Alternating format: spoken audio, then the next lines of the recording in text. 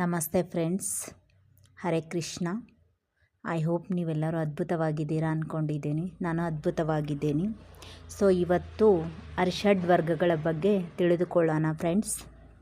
ಒಬ್ಬ ವ್ಯಕ್ತಿಯು ತಾನು ಒಳ್ಳೆ ಯೋಗಿಯಾಗಿ ಜನ್ಮರಾಹಿತ್ಯ ಸ್ಥಿತಿ ಸಾಧಿಸಬೇಕೆಂದು ಬಯಸಿ ಹಾಗೇ ಆಗಬೇಕೆಂದರೆ ಅದಕ್ಕೆ ಕಾರಣವಾದ ಅರಿಷಡ್ ವರ್ಗಗಳನ್ನು ಜಯಿಸಬೇಕೆಂದು ತನ್ನ ಹೆಂಡತಿ ಮಕ್ಕಳನ್ನು ತೊರೆದು ದೂರದ ಪರ್ವತ ಪ್ರದೇಶಗಳಿಗೆ ಹೋಗಿ ಸನ್ಯಾಸ ಸ್ವೀಕರಿಸಿ ಕೆಲವು ವರ್ಷಗಳ ಕಾಲ ತಪಸ್ಸು ಮಾಡಿದನು.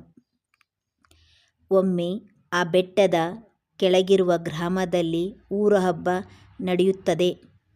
ಆ ಸಂದರ್ಭದಲ್ಲಿ ನಡೆಯುವ ದೇವಸ್ಥಾನದ ಪ್ರಾರಂಭೋತ್ಸವಕ್ಕೆ ಮುಖ್ಯ ಅತಿಥಿಯಾಗಿ ಬರಬೇಕೆಂದು ಆತನನ್ನು ದೇವಸ್ಥಾನದ ನಿರ್ವಾಹಕರು ಆಹ್ವಾನಿಸುತ್ತಾರೆ.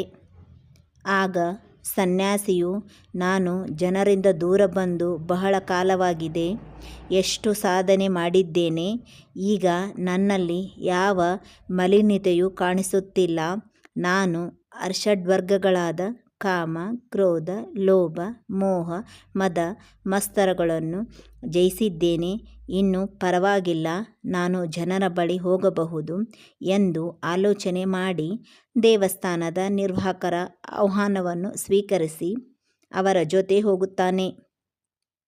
ದೇವಸ್ಥಾನದ ಹತ್ತಿರ ನಡೆದ ಸಭೆಯಲ್ಲಿ ಆ ಸನ್ಯಾಸಿಗೆ ತುಂಬ ಮರ್ಯಾದೆ ಕೊಟ್ಟು ಹೂಗಳಿಂದ ಆತನ ಪಾದಪೂಜೆ ಮಾಡಿ ಆತನನ್ನು ಗೌರವಾದಗಳಿಂದ ಸತ್ಕರಿಸುತ್ತಾರೆ. ಆದ್ದರಿಂದ ಬಹಳ ಸಂತೋಷಪಟ್ಟ ಸನ್ಯಾಸಿಯು ಜನರೆಲ್ಲರನ್ನೂ ತನ್ನ ಹಾಗೆ ಕುಟುಂಬ ಮತ್ತು ಊರನ್ನು ತ್ಯಜಿಸಿ ದೂರ ಹೋಗಿ ಸಾಧನೆ ಮಾಡಿ ಅರಿಷಡ್ವರ್ಗಗಳನ್ನು ಜಯಿಸಬೇಕೆಂದು ಕರೆ ಕೊಟ್ಟನು. ಸಭೆಯ ನಂತರ ಊರಿನಲ್ಲಿ ನಡೆಯುವ ಕಾರ್ಯಕ್ರಮಗಳನ್ನು ನೋಡಿ ಬರುತ್ತೇನೆಂದು ಕಮಿಟಿಯವರಿಗೆ ಹೇಳಿ ಹೊರಡುತ್ತಾನೆ. ಕಾರ್ಯಕ್ರಮ ನಡೆಯುತ್ತಿದ್ದ ಕಡೆಯೆಲ್ಲ ತಿರುಗಾಡುತ್ತಾ ತುಂಬ ಖುಷಿಪಡುತ್ತಾನೆ. ಅಷ್ಟರಲ್ಲಿ ಅಲ್ಲಿ ಒಂದು ಕಡೆ ನೂಕಾಟ ಶುರುವಾಗುತ್ತದೆ. ಆ ನೂಕಾಟದಲ್ಲಿ ಸನ್ಯಾಸಿಯ ಕಾಲನ್ನು ಯಾರೋ ತುಳಿಯುತ್ತಾರೆ. ಆದ್ದರಿಂದ ಆತನಿಗೆ ಮಹಾಕೋಪ ಬರುತ್ತದೆ. ತಕ್ಷಣವೇ ಕಾಲು ತುಳಿದ ವ್ಯಕ್ತಿಯ ಅಂಗಿಯನ್ನು ಹಿಡಿದು, ಒಳ್ಳೆಯದು ಕೆಟ್ಟದ್ದು ಇಲ್ಲದೆ ದೊಡ್ಡವರು ಚಿಕ್ಕವರು ತಿಳಿಯದೆ ನನ್ನ ಕಾಲನ್ನು ತುಳಿಯುತ್ತೀಯಾ? ನಾನು ಯಾರೆಂದುಕೊಂಡೆ? ಎಷ್ಟೋ ವರ್ಷಗಳ ಸಾಧನೆ ಮಾಡಿ ಅರಿಷಡ್ವರ್ಗಗಳನ್ನು ಜಯಿಸಿದ ದೊಡ್ಡ ವ್ಯಕ್ತಿಯಾದ ನನ್ನನ್ನೇ ನೀನು ಅವಮಾನಿಸುತ್ತೀಯಾ ಎಂದು ಕೋಪದಿಂದ ಕೂಗಾಡಿದನು. ಆಗ ಕಾಲು ತುಳಿದ ವ್ಯಕ್ತಿಯು ನೂಕಾಟದಲ್ಲಿ ತನ್ನಿಂದ ನಡೆದ ತಪ್ಪಿಗೆ ಮನ್ನಿಸಬೇಕೆಂದು ಸನ್ಯಾಸಿಯನ್ನು ಕ್ಷಮೆ ಕೇಳಿದನು. ತಕ್ಷಣವೇ ತನ್ನ ಕ್ರೋಧದ ರೂಪವನ್ನು ನೋಡಿಕೊಂಡ ಸನ್ಯಾಸಿಗೆ ನಾಚಿಕೆಯಾಗಿ ತಾನು ಯಾವ ಸ್ಥಿತಿಯಲ್ಲಿರುವೆನೆಂದು ಅರ್ಥವಾಗುತ್ತದೆ. ಆತ, ಏನಿದು? ನನ್ನ ಇಷ್ಟು ವರ್ಷಗಳ ಸಾಧನೆಯಲ್ಲಿ ನಾನು ಅರಿಷಡ್ವರ್ಗಗಳನ್ನು ಜಯಿಸಿದ್ದೇನೆ ಎಂದುಕೊಂಡರೆ ಮತ್ತೆ ಇದು ಹೇಗೆ ಬಂತು? ಇಷ್ಟೊಂದು ಕ್ರೋಧ, ಇಷ್ಟೊಂದು ಅಹಂ ಎಲ್ಲಿಂದ ಬಂದವು ಎಂದು ಒಂದು ಸಲ ಆತ್ಮಾವಲೋಕನ ಮಾಡಿಕೊಂಡನು. ಕೂಡಲೇ ಆ ಸನ್ಯಾಸಿಗೆ ದುಃಖ ಉಮ್ಮಳಿಸಿತು. ಇಷ್ಟು ವರ್ಷಗಳ ಕಾಲ ತನ್ನ ತಪಸ್ಸನ್ನು ವ್ಯರ್ಥವಾಯಿತೆಂದು ದುಃಖಿಸುತ್ತಾನೆ. ಅಷ್ಟರಲ್ಲಿ ದೇವಸ್ಥಾನದ ನಿರ್ವಾಹಕರು ಓಡಿ ಬಂದು ಸನ್ಯಾಸಿಯ ಕಾಲನ್ನು ತುಳಿದಿದ್ದವರನ್ನು ಸಮಾಧಾನಪಡಿಸಿ, ಸ್ವಾಮಿ ಬನ್ನಿ, ನಿಮ್ಮನ್ನು ನಿಮ್ಮ ಆಶ್ರಮಕ್ಕೆ ಬಿಟ್ಟು ಬರುತ್ತೇವೆ ಎಂದು ಸನ್ಯಾಸಿಯನ್ನು ಕರೆಯುತ್ತಾರೆ. ಆಗ ಆ ಸನ್ಯಾಸಿ ಹೇಳುತ್ತಾನೆ, ನಾನು ಸ್ಥಿರ ನಿಶ್ಚಯದಲ್ಲಿದ್ದ ಈ ವ್ಯಕ್ತಿ ನನ್ನ ಕಾಲನ್ನು ತುಳಿಯುವುದಕ್ಕೆ ನಾನು ಪೂರ್ತಿ ಕಾರಣವಲ್ಲದಿದ್ದರೂ ತನ್ನನ್ನು ಮನ್ನಿಸಬೇಕೆಂದು ಕೇಳಿಕೊಳ್ಳುವ ಮೂಲಕ ನಾನು ಎಷ್ಟೋ ವರ್ಷಗಳ ಕಲಿಯದಿದ್ದುದನ್ನು ನನಗೆ ಕಲಿಸಿದನು. ನಾನು ಏನನ್ನೂ ಸಾಧಿಸಿಲ್ಲವೆಂದು ಈತನಿಂದ ಒಂದು ಕ್ಷಣದಲ್ಲಿ ನನಗೆ ಅರ್ಥವಾಯಿತು. ನಾವು ಮನಸ್ಸನ್ನು ಗೆದ್ದಿದ್ದೇವೆ ಎಂದುಕೊಂಡಾಗ ಅದು ನಿಜವೋ ಅಲ್ಲವೋ ಎನ್ನುವುದನ್ನು ತಿಳಿಯಬೇಕಾದರೆ ನಮ್ಮ ಸುತ್ತಲೂ ತೊಂದರೆ ಕೊಡುವ ಜನರಿರಬೇಕು. ಅವು ನಮಗೆ ಪರೀಕ್ಷೆ ಎಂದು ತಿಳಿದುಕೊಳ್ಳಬೇಕು. ಆಗಲೇ ನಮಗೆ ಸ್ಥಿತಿಪ್ರಜ್ಞೆ ಇದೆಯೋ ಇಲ್ಲವೋ ಎನ್ನುವುದು ತಿಳಿಯುತ್ತದೆ. ಅರಣ್ಯದಲ್ಲಿ ಕುಳಿತುಕೊಳ್ಳುವುದಕ್ಕಿಂತ ಜನಾರಣ್ಯದಲ್ಲಿ ಕುಳಿತುಕೊಳ್ಳಬೇಕಾಗಿರುವುದೇ ಹೆಚ್ಚು ಎಂಬುದು ಈ ವ್ಯಕ್ತಿಯ ಮೂಲಕ ನನಗೆ ಅರ್ಥವಾಯಿತು. ಯೋಗತ್ವ ಬರಬೇಕೆಂದರೆ ಎಲ್ಲರನ್ನು ಬಿಟ್ಟು ದೂರ ಹೋಗುವ ಅಗತ್ಯವಿಲ್ಲ. ಎಲ್ಲದರಲ್ಲಿಯೂ ಇದ್ದು ಎಲ್ಲರಲ್ಲಿಯೂ ಇದ್ದು ಯಾವುದರಲ್ಲಿ ಎಷ್ಟು ಇರಬೇಕೋ ಅಷ್ಟು ಮಾತ್ರ ಇದ್ದು ಧ್ಯಾನ ಸಾಧನೆ ಮಾಡುತ್ತಾ ಕಲಿಯುವುದೇ ನಿಜವಾದ ಆತ್ಮಜ್ಞಾನ. ಆದ್ದರಿಂದ ಇನ್ನು ಮುಂದೆ ನನ್ನ ಸಾಧನೆ ನನ್ನ ಮನೆಯಲ್ಲಿ ನನ್ನ ಹೆಂಡತಿ ಮಕ್ಕಳ ಜೊತೆಯಲ್ಲೇ ಎಂದು ಸನ್ಯಾಸಿ ತನ್ನ ವೇಷವನ್ನು ಕಳಚಿ ತನ್ನ ಹೆಂಡತಿ ಮಕ್ಕಳ ಬಳಿಗೆ ಹೊರಡುತ್ತಾನೆ.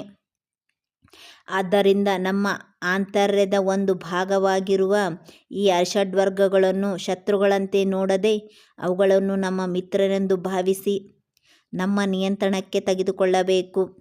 ಆದ್ದರಿಂದ ದುಃಖರಹಿತ ಸ್ಥಿತಿ ಸಾಧಿಸಿ ಸದಾ ಆನಂದವಾಗಿ ಜೀವಿಸಬೇಕು.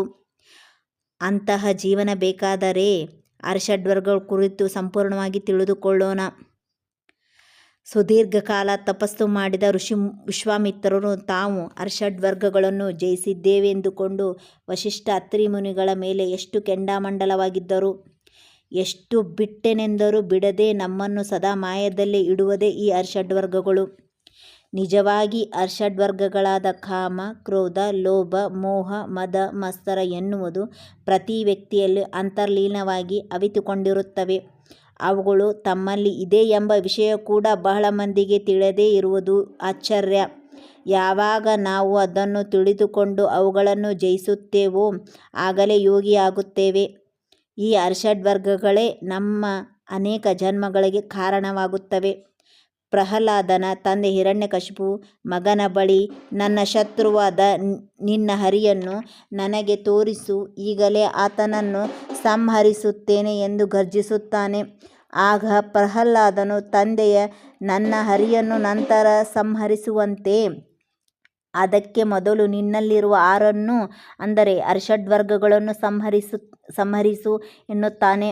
ಆಗ ಪ್ರತಿಯೊಬ್ಬರಲ್ಲೂ ಅಂತರ್ಲೀನವಾಗಿ ಇರುವ ಪರಮಾತ್ಮ ನಿಮ್ಮ ಅಂತರಾತ್ಮದಲ್ಲಿ ದರ್ಶನ ಕೊಡುತ್ತಾನೆ ಎನ್ನುತ್ತಾನೆ.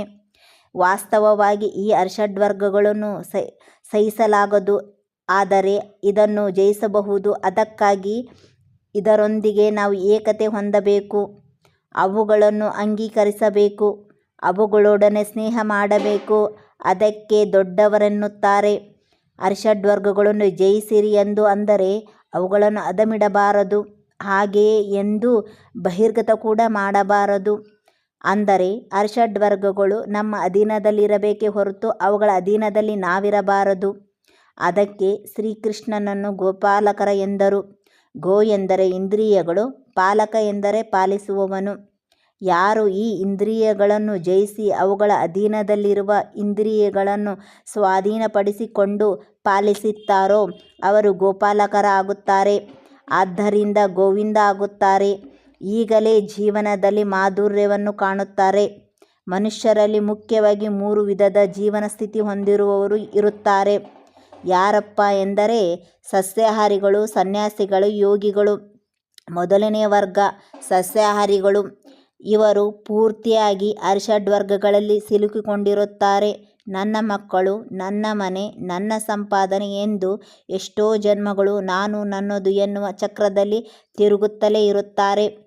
ಎರಡನೇ ವರ್ಗದವರು ಸನ್ಯಾಸಿಗಳು. ಇವರು ಮನುಷ್ಯರಿಂದ ಭವಬಂಧನಗಳಿಂದ ಅವು ಪ್ರೇರೇಪಿಸುವ ಅರಿಷಡ್ವರ್ಗಗಳಿಂದ ದೂರ ಓಡಿ ಹೋಗುತ್ತಿರುತ್ತಾರೆ. ಆದರೆ ಅವು ಅವರನ್ನು ಹಿಂಬಾಲಿಸುತ್ತಲೇ ಇರುತ್ತವೆ. ಯಾಕಂದರೆ ಅವರು ಅರಿಷಡ್ವರ್ಗಗಳನ್ನು ಹೊಂದಿದ್ದರೂ ತಾವು ಅರಿಷಡ್ವರ್ಗಗಳನ್ನು ಬಿಟ್ಟಿದ್ದೇವೆ ಎನ್ನುವ ಭ್ರಮೆಯಲ್ಲಿರುತ್ತಾರೆ. ಯಾಕಂದರೆ ಅವು ತಾವೇ ಅವು ಎನ್ನುವ ವಿಷಯ ಅವರಿಗೆ ತಿಳಿದಿರುವುದಿಲ್ಲ. ಲೋಕ ಕಲ್ಯಾಣಕ್ಕೋಸ್ಕರ ಸನ್ಯಾಸ ಸ್ವೀಕರಿಸಿದವರಿಗೆ ಇದು ಅನ್ವಯಿಸುವುದಿಲ್ಲ. ಮೂರನೇ ವರ್ಗದವರು ಯೋಗಿಗಳು. ಅಂದರೆ ಇವರು ಎಲ್ಲರಲ್ಲಿ ಇರುತ್ತಾರೆ, ಎಲ್ಲದರಲ್ಲಿ ಇರುತ್ತಾರೆ. ಎಲ್ಲ ಕರ್ಮಗಳನ್ನು ಆಚರಿಸಿ ಯಾವುದೂ ಅಂಟಿಕೊಳ್ಳದೆ ಕೆಸರಿನಲ್ಲಿರುವ ಕಮಲದ ಹಾಗೆ ಸ್ವಚ್ಛವಾಗಿ ಇರುತ್ತಾರೆ. ಆದ್ದರಿಂದ ಅರಿಷಡ್ವರ್ಗಗಳೇ ಇವರ ಅಧೀನದಲ್ಲಿ ಇರುತ್ತವೆ. ಅರಿಷಡ್ವರ್ಗಗಳನ್ನು ಹಿಡಿದುಕೊಂಡವನು ಸಂಸಾರಿ, ಓಡಿ ಬಿಟ್ಟು ಹೋಗುವನು ಸನ್ಯಾಸಿ, ಅದನ್ನು ಜಯಿಸುವವನು ಯೋಗಿ. ಅದಕ್ಕೆ ಶ್ರೀಕೃಷ್ಣ ಪರಮಾತ್ಮನು ಅರ್ಜುನನಿಗೆ ಯೋಗಿ ಭವ ಅರ್ಜುನ, ಯೋಗಿಯಾಗು ಎಂದನು. ಆದ್ದರಿಂದ ನಾವು ಯೋಗಿಯಾಗೋಣ. ಪ್ರಪಂಚ ಎನ್ನುವ ಕೆಸರಿನಲ್ಲಿ ಸಿಕ್ಕಿಕೊಳ್ಳಬೇಡ. ಹಾಗೆಂದು ಕೆಸರನ್ನು ಬಿಟ್ಟು ಓಡಿ ಹೋಗಬೇಡ. ಯಾಕೆಂದರೆ ಕೆಸರಿನಲ್ಲೇ ಅಲ್ಲವೇ ಕಮಲ ಅರಳುವುದು, ವಿಕಸಿಸುವುದು. ಅದು ಕೂಡ ಸ್ವಲ್ಪವೂ ಕೆಸರನ್ನು ಅಂಟಿಸಿಕೊಳ್ಳದೆ ಮಾನವ ಪ್ರಪಂಚದಲ್ಲಿ ನಾವು ಯೋಗಿ ಆಗೋಣ. ಸಸ್ಯಾಹಾರಿ ಮತ್ತೆ ಜಯಿಸಬೇಕು, ಸನ್ಯಾಸಿ ಮತ್ತೆ ಜಯಿಸಬೇಕು, ಮತ್ತೆ ಯೋಗಿ ಮತ್ತೆ ಜಯಿಸುವ ಅಗತ್ಯವಿಲ್ಲ. ಇವರಿಗೆ ಮಾತ್ರವೇ ಜನ್ಮರಾಹಿತ್ಯ ಇರುತ್ತದೆ. ನಾವು ಈ ಅರ್ಷಡ್ವರ್ಗಗಳನ್ನು ಜಯಿಸಬೇಕೆಂದರೆ ಅದರ ಕುರಿತು ವಿವರವಾಗಿ ತಿಳಿದುಕೊಂಡು ಅವಗಾಹನೆ ಮಾಡಿಕೊಳ್ಳೋಣ friends. Thank you so much friends. Thank you for watching.